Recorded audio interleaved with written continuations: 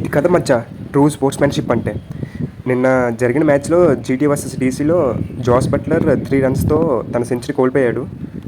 So నిన్న GT 10 వికెట్స్తో నేను గెలిచింది మ్యాచ్. జాస్ బట్లర్ లాస్ట్ వరకు నిలబడి గెలిపించారు టీంని.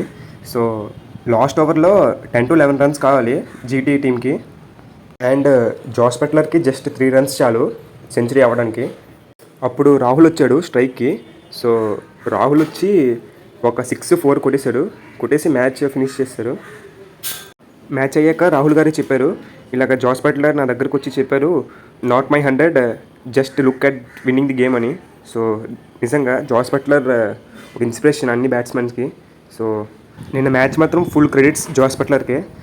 ఎందుకంటే ముందు మ్యాచెస్లో కూడా జాస్ బట్లర్ ప్రూవ్ చేసుకున్నారు లాస్ట్ బాల్లో 6 కొట్టడం. సో నిన్న జరిగిన ఈ మ్యాచ్ని చూసి చాలామంది జాస్ బట్లర్ని మెచ్చుకున్నారు.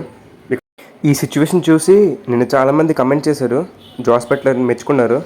Really Jos Buttler the great.